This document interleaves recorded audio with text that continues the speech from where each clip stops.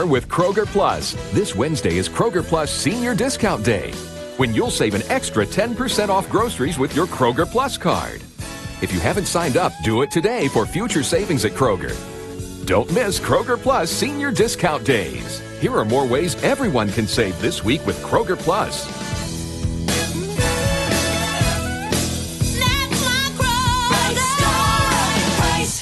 Middle Tennessee depends on News 2 and the Storm Tracker weather team. These are the areas where you could have a tornado. From 10 o'clock Sunday night until 2:30 Monday morning, News 2 gave you continuous coverage of the dangerous storm. This is the area of the most concern. Showing precise pictures of which neighborhoods were in harm's way. The Hickory Hollow Mall area, Antioch. And if you couldn't get to a TV, you heard us live on Oldies 96.3. When severe weather rolls into Middle Tennessee, depend on Lisa Patton and News 2 Storm Tracker. The naming of the new interim government brings us one step closer to realizing the dream of millions of Iraqis. A new president, a new prime minister, and a new cabinet. To their supporters, they're the future. To their detractors, they're puppets on a string. Most Iraqis don't even know who they are. We need a campaign of educating our people. The whole game is new for us. Will they actually run the country after June 30? The Iraqis will, of course, have control of their own forces. And will they be able to tell the U.S. military what to do? What is important for the American people to know is that if a troop is in harm's way, that troop, the chain of command of that troop will be to a U.S. military commander. Tonight, regime change. Who will be in charge in Iraq? From ABC News.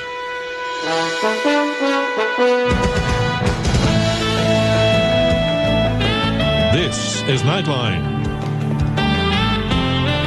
Reporting from Washington, Ted Koppel. Can we be brutally frank here for a moment? A new Iraqi cabinet, 36 men and women, has now been selected in Baghdad. And you could confidently walk into any bar in America with a cashier's check for $1 million payable to anyone who could name 5 of them without any fear of losing your money. Proving what? All right, fair enough. Most of us couldn't name 5 members of the British cabinet. In fact, depending on which bar at what time of day, you might have trouble finding people who could name 5 members of George Bush's cabinet. Sure, Rumsfeld and Powell now come up with the other 3. Never mind, the point here is not our lack of familiarity with the new Iraqi authority. It is not altogether clear what they are going to do. Theoretically, they're going to run Iraq and set up the procedure for nationwide elections to be held sometime before next January. But the very first thing to be done in Iraq is the restoration of order and stability, and that still seems to be very much in the hands of U.S. forces. We've been told that the new Iraqi government has sovereignty, that if it asked American troops to leave, they would. We've also been told that there's not a chance of that happening. There is no Iraqi army or police force in existence right now capable of restoring order. Nor is the new Iraqi government financially independent. It has neither the taxes nor the oil revenue to create its own budget. Guess who's going to be footing that bill? So precisely what can we expect from the men and women who've now been named and who will take over something in 30 days? Some preliminary thoughts now from Nightline correspondent Dave Marish in Baghdad. About 3 hours before the planned announcement of Iraq's new interim government, a car bomb exploded in front of the Baghdad headquarters of the PUK, a pro-American Kurdish political party. 3 Iraqis were killed, more than 24 were injured. The car bombing, the second in as many days in the heart of Baghdad, did not prevent the ceremony announcing the new government from taking place outside the protective curtain of the Green Zone.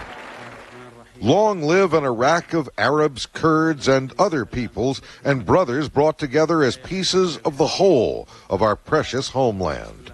So began the new president's speech in Arabic, celebrating the arrival of his new government. Earlier, speaking in English, Al-Yawar made plain just taking office is not enough.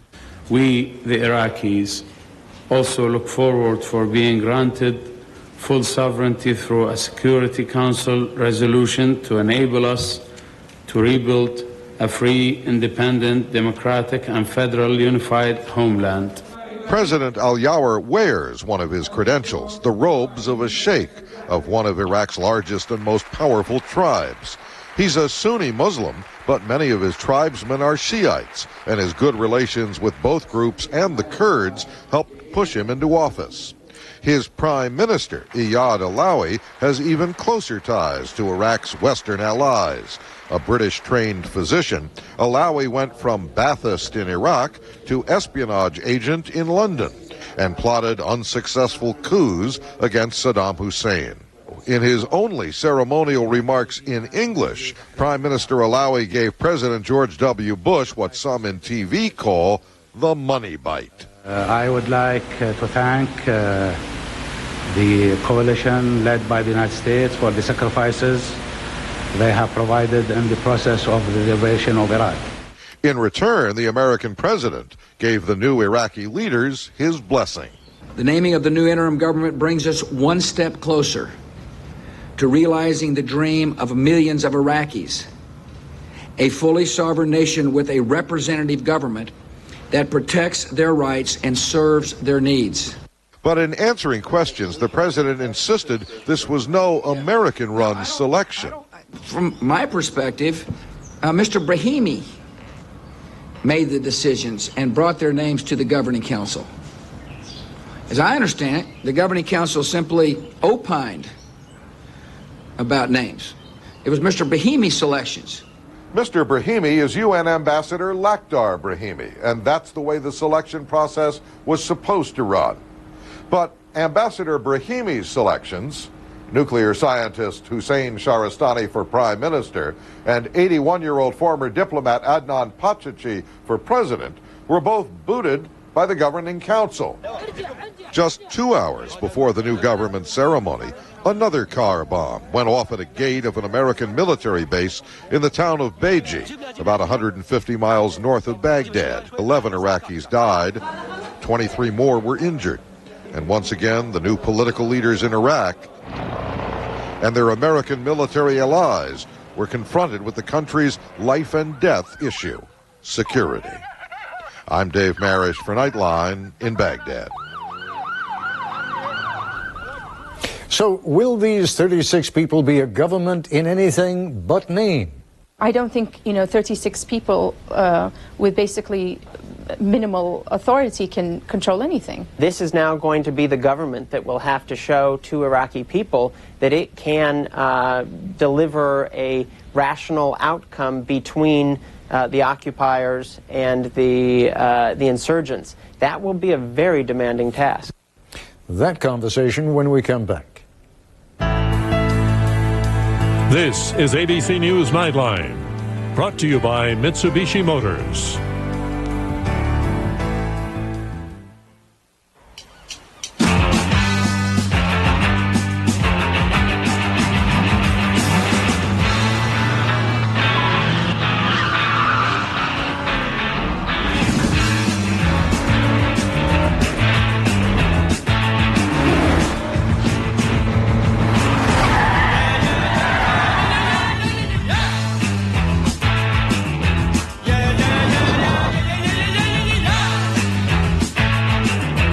For years, the kids have called me their guardian angel. Brady? When I got cancer and the chemo made me anemic and too weak to keep working, I had to do something. I asked my doctor about Procrit. Procrit is for chemotherapy-related anemia in patients with most kinds of cancer. Procrit is proven to help rebuild red blood cells, which can mean more strength. Ask your doctor if Procrit is right for you. Procrit is not for patients with uncontrolled high blood pressure and may increase the risk of blood clots. I'm back, and there's no stopping me. There are some things you really miss when you're on a low-carb diet. Like your bowls, your spoons, and the crispy crunch of cereal. But this new Special K changes everything. It's time to raise a spoon to 9 net carbs that taste better than 9 net carbs have any right to. New from Special K. Take back your bowl. Tomorrow, everyone says you've got to lose weight, that you're out of shape and at greater risk for disease. But what if they're wrong? Can you be overweight and still be fit and healthy? Critical Condition, America's Obesity Crisis on World News Tonight with Peter Jennings.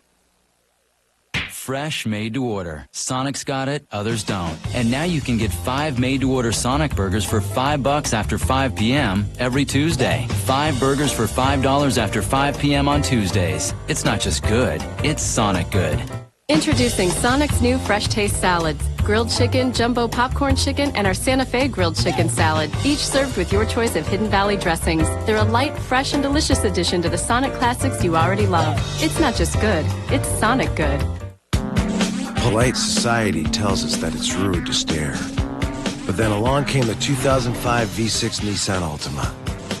With a new redesigned interior, a state-of-the-art navigation system and satellite radio, and a sleek, new, refined exterior. So go ahead, stare. Frankly, it'd be rude not to.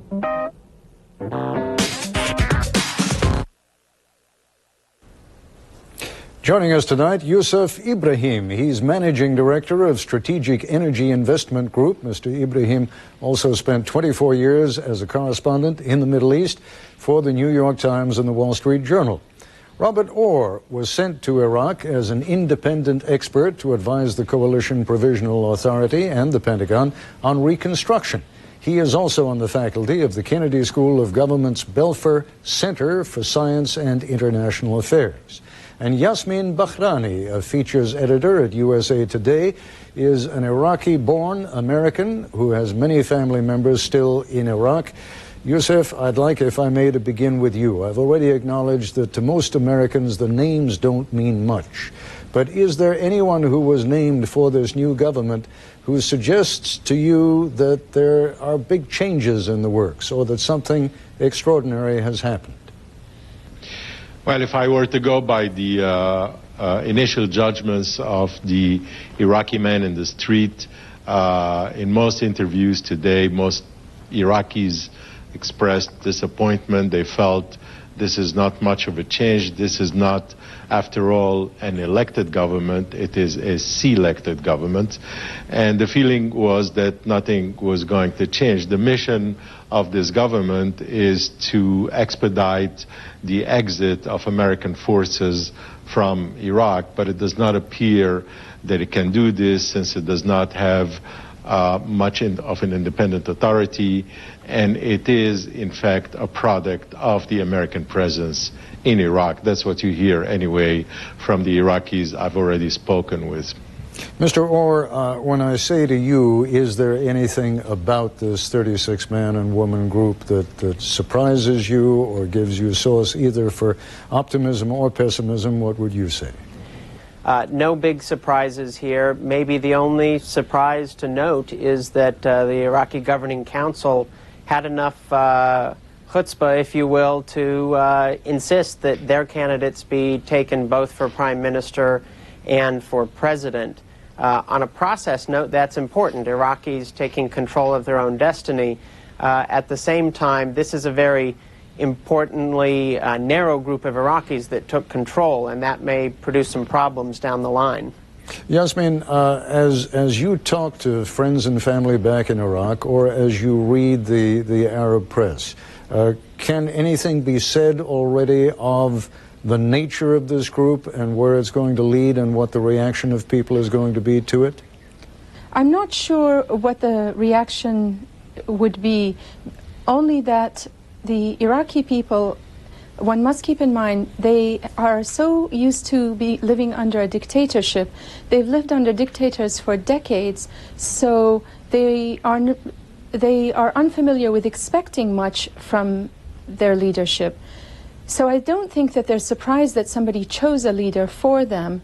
I think they only would want whoever to be in charge to return their lives to a certain semblance of normality. And how is that going to happen, Yusuf? I pointed out at the beginning of the broadcast that There really is no Iraqi army in place right now. The Iraqi police force is being reconstituted, reestablished. Without being able to reestablish order, aren't they so dependent upon the American military that to speak of sovereignty is almost irrelevant at this point? Well, of course it is, and it is upsetting because it really isn't, Ted, in our interest or in anybody's interest for Iraq to fall apart or to continue to be a chaotic place.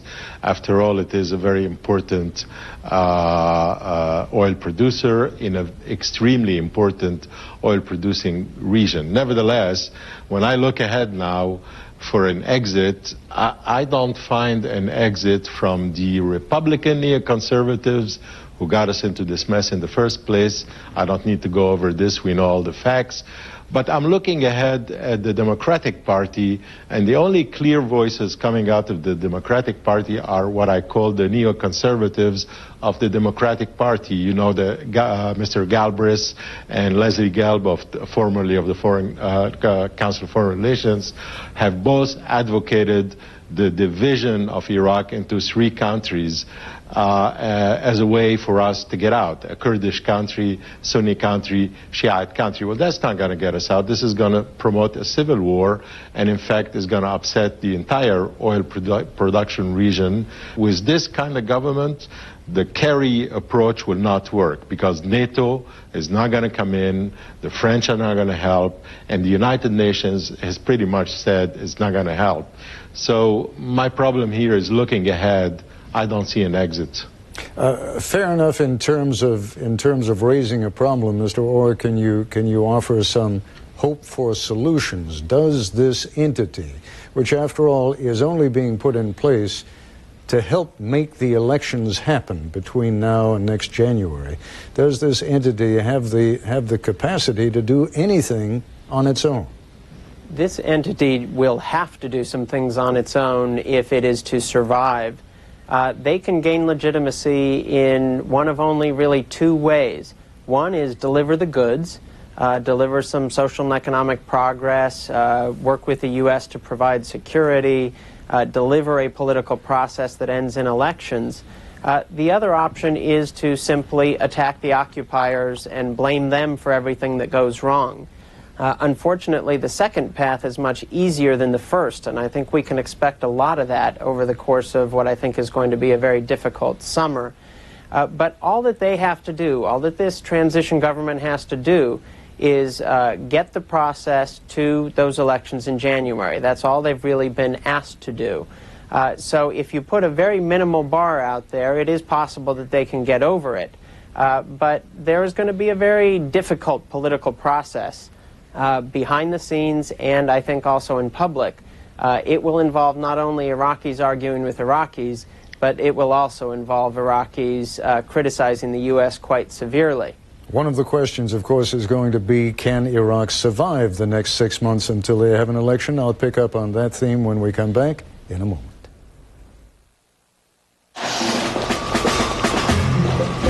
Where are you guys going? To the airport.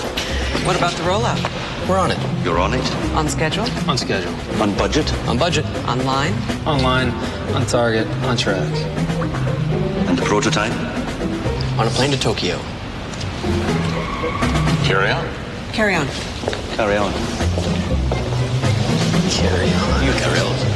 When you can respond to anything, you're on. On-demand business from IBM.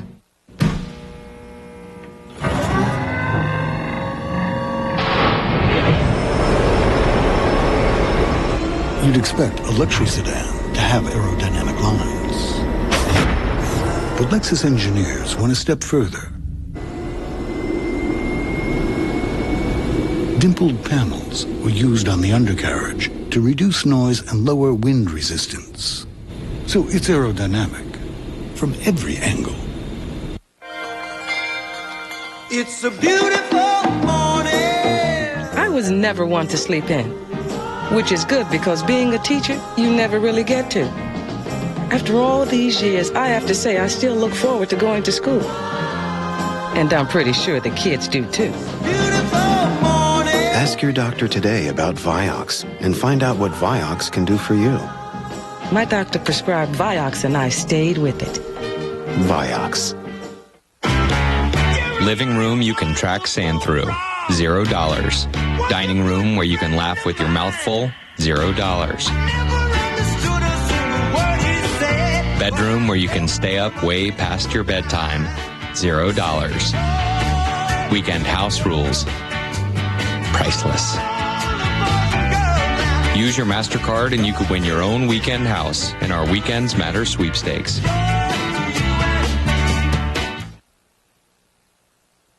Try this on for size. Guns, hookers, and murder.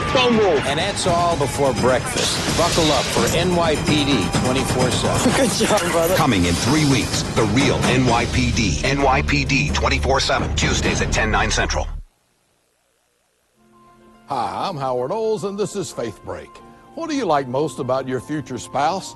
I've learned to ask that question of every couple who comes to this altar to be married. I've heard some interesting answers. However, it's the habit of affirmation that makes the difference. It's hard to fight with a partner who affirms your strengths every day, and our children need our appreciation too.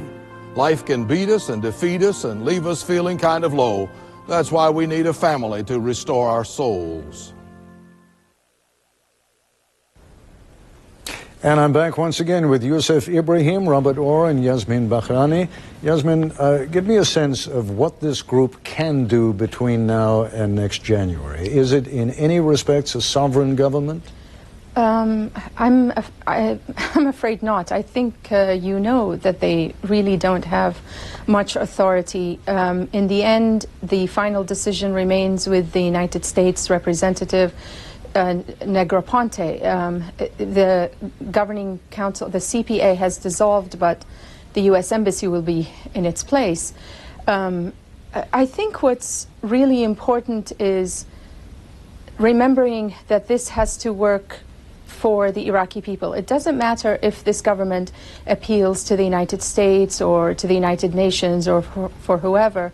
It has to deliver the goods to the Iraqi people. Most people are pleased to see Saddam gone. I don't think that's an exaggeration, but I think their daily lives have unfortunately become very, very difficult. And this new government, I sincerely hope it can at least help maintain some sort of security and return their lives of the average people to a certain sense of normality. Let me press you on that point just a little bit. How does this cabinet of 36 men and women do anything about security without turning to the U.S. and British troops over there and saying, please, can you help us with this? I think it has no choice but to say that. Unfortunately, the United States got us into this mess when they chose to dismantle the Iraqi army, and when they chose not to man the borders and allow just anybody to come into Iraq. It really contributed greatly to this lack of security. So I think, unfortunately, since the United States got us into this mess, the United States has to get us out of it. I don't think, 36 people with basically minimal authority can control anything. Basically, yes, go ahead. If I may, on that point, I think one thing that this group is going to have to prove itself able to do is when the inevitable security problems come up, a new round of fighting in Fallujah, Sadr's militia picking up again activity in different parts of the country, they are going to have to prove politically adept at negotiating between the U.S. power and the coalition power on the ground and the insurgents on the ground. Previously, the Iraqi Governing Council played that role. The CPA was involved in some of the negotiations. This is now going to be the government that will have to show to Iraqi people that it can deliver a rational outcome between the occupiers and the insurgents. That will be a very demanding task. Let me put it to you. Let me put the question to you this way, Mr. Rowe. What is the difference between this group and the one that they are now replacing? Unfortunately, there isn't a big difference, and as a result, they don't have a whole lot of legitimacy. Yusuf, how would you answer the same question? Have we made any progress just in shifting from the Iraqi Governing Council to this new cabinet? I'd say we've given them a second chance, but they must understand very clearly that the only way they can survive and win a minimal amount of confidence from the Iraqi people is to, number one, to be very fierce about preserving the unity of Iraq. Number two, to insert themselves in a very activist way between the United States forces when it goes into military action against, for example, the Badr troops or the Shiite troops, the Mahdi army of Muqtada Sadr, and give them good advice. It is not a good idea, for example, in a place like Iraq, to arouse the Shia tiger. The Shias are a rising power in this region, and it's very important for this governing council to understand that and not to alienate them. They also have to incorporate the Sunnis in and to make sure that the Kurdish militias do not resume their military activity. So their test of survival is simply going to be, can they be more effective in convincing the Iraqi people they will protect them from both the American army and their internal disputes. What authority do they have beyond moral authority? In other words, if they have to stand between the American forces and, let's say, one of the Shia militia, how do they do that? They have no army of their own. They have no funds at their disposal. What do they use? They can count on the will of God, and I don't mean to be sarcastic. This is a very tense situation, very dicey situation. They simply have to put their lives and their loyalty to Iraq on the line, and in the process, they have to accept that they will be targets. Insurgents will aim at them. They will try to shoot them, but that's the only way out. Otherwise, this quagmire has no exit. Mr. Roy, help us say goodnight on a positive note. What's the most optimistic thing you can say? I think the positive note is that if this group really takes its responsibilities seriously and leads, the Iraqi people are hungry for some leadership right now. They would love a government that would try to solve some of their social and economic problems and would love to have those elections come. So I think if they actually lead, and the United States has the wisdom and foresight to let them do so, even when they disagree with us, we could make it through to those elections in January. And on that note, let me thank you all very much for joining us this evening. I'll be back in a moment.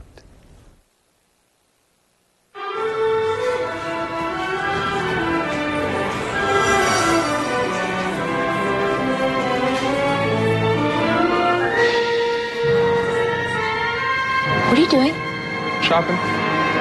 The one you want. Right now, get 10% off or 18 months no interest on all TVs $4.99 and up. Like this Hitachi 46-inch high-def widescreen with built-in DVD player. Just $1599.99 before discount or financing. Only at Circuit City.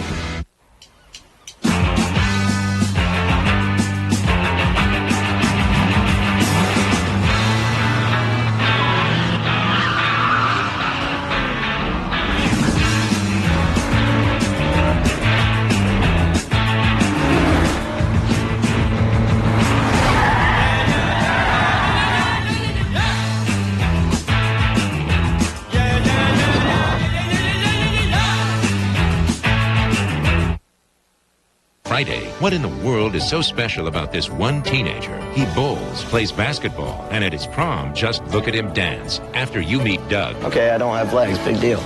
You'll never forget him, we promise, on 2020 Friday.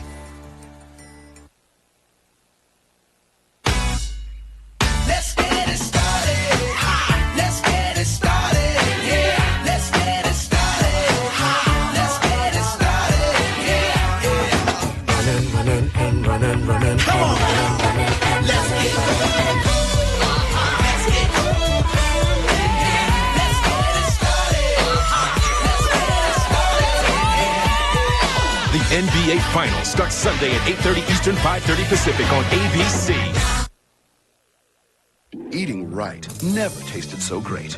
With Subway's delicious selection of carb-controlled creations. Now, introducing another new Atkins-friendly wrap, the Turkey and Ham Wrap. Sliced turkey and ham, savory Monterey cheddar, all topped with creamy ranch dressing.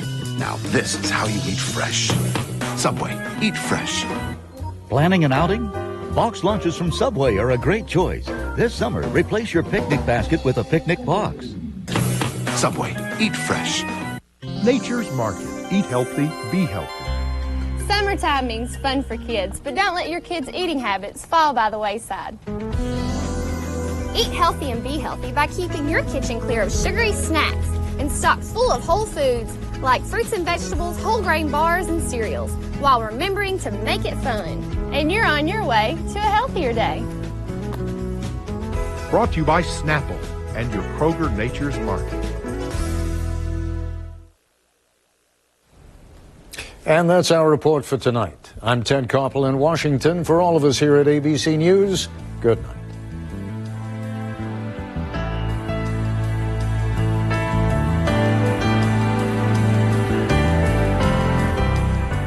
This has been a presentation of ABC News. More Americans get their news from ABC News than from any other source. You're watching ABC.